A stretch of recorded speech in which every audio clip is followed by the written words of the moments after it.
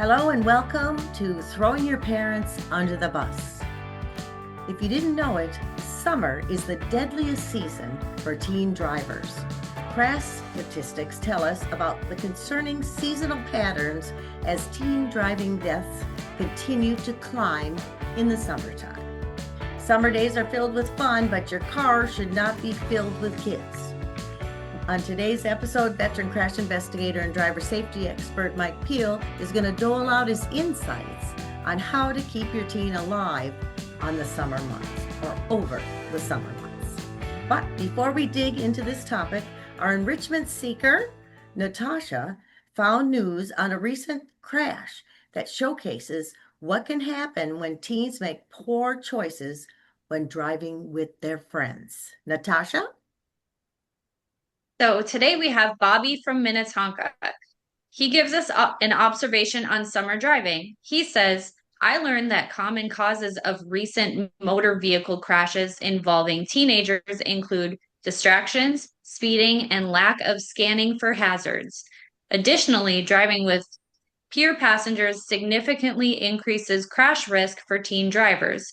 We have to be more careful and smart when we drive with our friends. He learned that probably from our lesson. I bet he did. So, yeah, Bobby, that's a great observation and something that needs talk, but we can talk all we want, and until we get our teenagers to listen, I guess, because they do listen, and yeah, mom, yeah, dad, yeah, yeah, yeah. But what do they do when they get in the car with their friends? Do you really know mom and dad? No, you don't.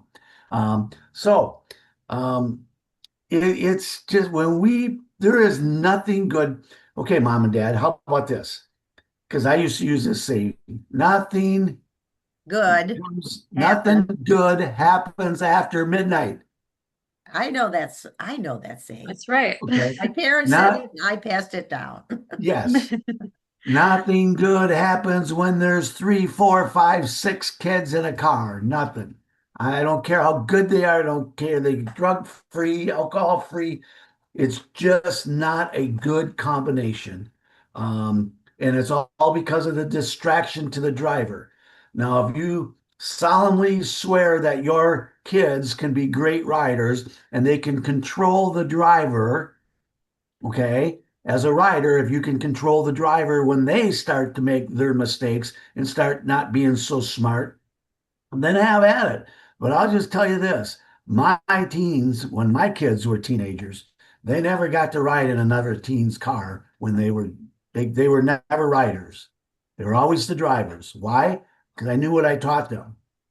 I knew if there was going to be a mistake that they could at least knew the defensive moves to minimize whatever's going to happen.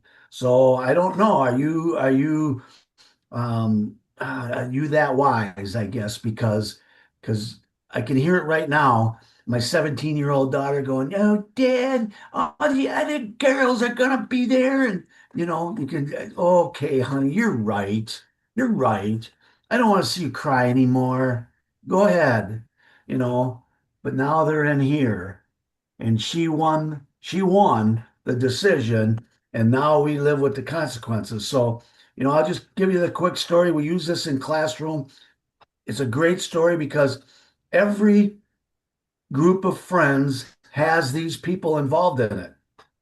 And so I'm just going to give you a story of 13 kids pile into a car.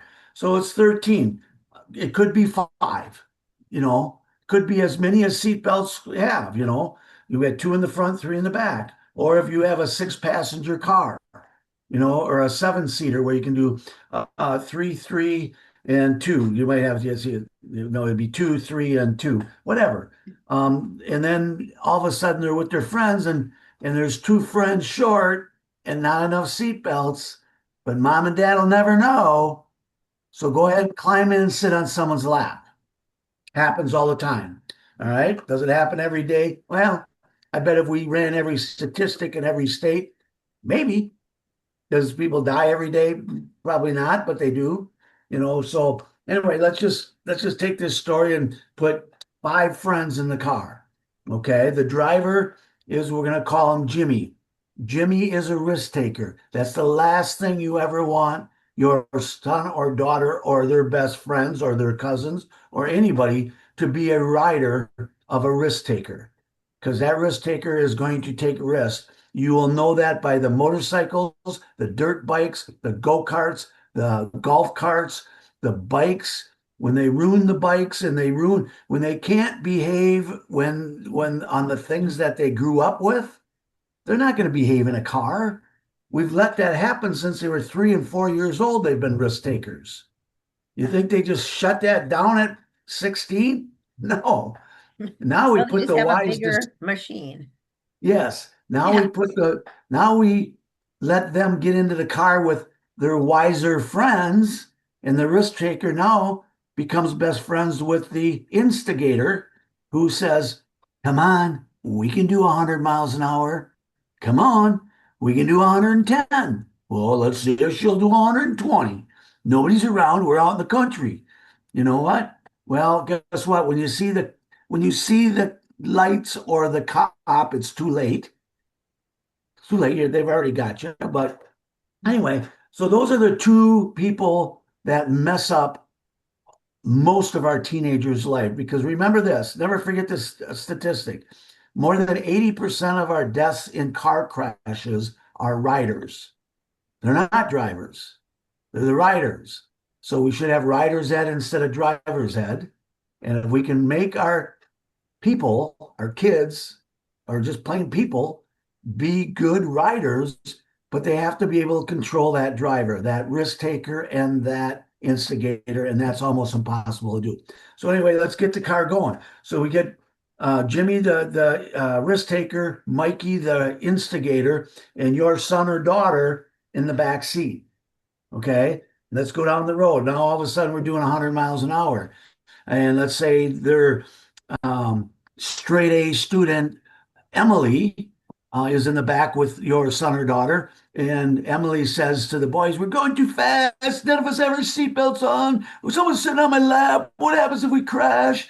Well, that's all risk takers need to hear. So Mikey, the instigator, says to Jimmy, "Ha, Emily's ready to wet her pants. So let's go a little faster." Put some moves in it and jerks, and they lose control and they wipe out the car, and kids are flying out. They're dying. They're hitting trees.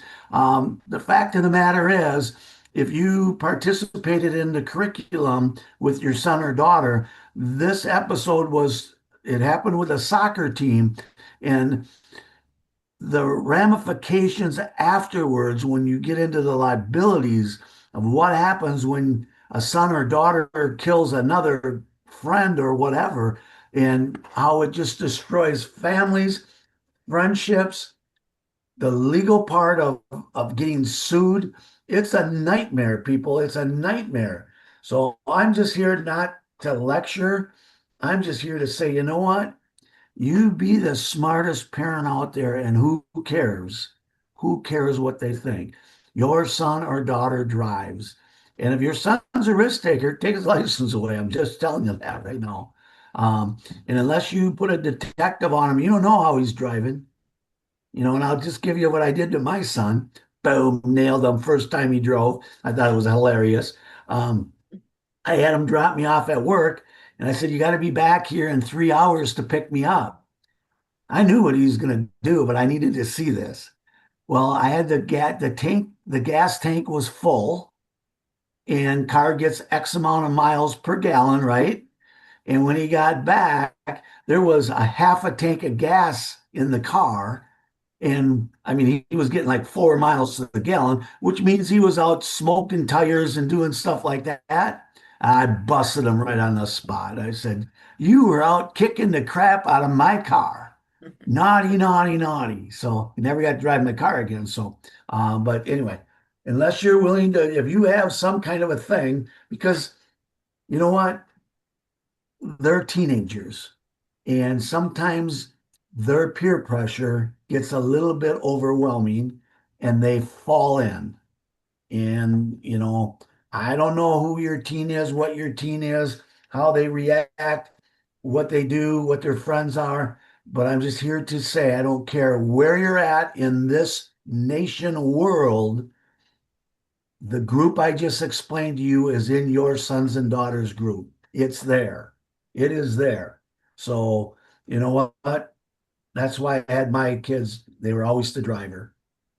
So there You you know, go. Mike, another thing that you have told in that lesson is about what can you do to get out of that car when you don't, because you're stuck in there. So Yes. how Yes. do you So help those people in the back that go, I don't want to be in this car? right. All of a sudden, that car starts to do that 100 miles an hour, and they start to jump hills. Matter of fact, the town I live in, we had 3 years ago, a guy and his girlfriend and another friend, they decided to go out in the country and jump ditches, meaning go take their car down the ditch and come flying back up on the road at 90 miles an hour out in the country where there is no emergency room. There is no ambulance. Come on, let's get smart. Now you got to get airlifted by a chopper. You're not going to make it. Anyway, he loses control, hits a tree. Nobody had seatbelts on. He's bleeding. His girlfriend ends up getting killed, but the girl's girlfriend, has her in her lap, watching her cough herself to death. And he's out in the middle of a country road, walking to some no phone service, and he's out trying to find some farmer that's awake at 1 in the morning. You know what? Bad, bad, and worse. So, but anyway, if you are ever in that situation, I am sick, I'm going to throw up, that will get that car to stop. And then what happens when you're out in the country and they did stop the car and they did say that they got sick and there is no cell phone service? Are they going to walk into town 20 miles? So, something to talk about. I mean, it'll get them out of the car. Nobody wants to throw up in their car. But then how are they going to get back when there is no cell phone service? Are they disciplined enough Walking would be to better than staying in that car. Yes. exactly? Or they say to the driver, the only way I'm getting back in is if I'm driving your car. Oh, yeah, that's a Mhm. good idea too. Yeah, Sure. I'm going to drive your car because I am not riding with you. I do not feel safe. Can they do it Yeah. though? I Yeah. mean, can they Well, a stand back? true friend should, these people should not be your friend Yeah, if they say no or if they laugh at you or something, because they always say you can always uh see your future in the 5 friends you hang out with. very good. You become what you hang out with. Yes, Mhm. so Amen. that would be the same thing in this No, instance, but guess what? If your son or daughter is the driver, especially there if he has you as a teacher. yeah, well, well, thank you for that, but Mhm. I'm just saying, I'm just trying to help people make better choices. We want smarter, safer drivers, and that's what we stand Mhm. for. That's right. And That's and right. there we go. We just did it. And I hope these kids. I love this is a great enrichment, man. Bobby, good for you, man. Good for you. That's right. It Mhm. is. Now, Well, now, Bobby needs to spread this podcast to all of his friends' parents. yes, Yes. yes, very much So, so. And well, you know what? If you learned something today, don't keep it to yourself, as Mike just said. Spread your new knowledge to your teen driver and their friends who want to take your son or daughter for a ride so that you can all be in the same mindset when it comes to being serious about driving. And we, of course, want you to thank you for supporting our mission of creating smarter, safer drivers. And if you want to find more episodes of Throwing Your Parents Under the Bus, you can go to our YouTube channel, which is YouTube/Drive Safe, Ride Safe 1, the number, not the word.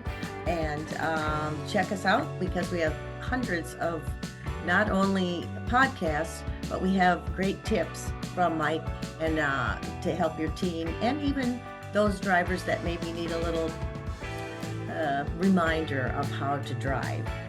And of course, until next time, always remember to drive safe. Ride safe.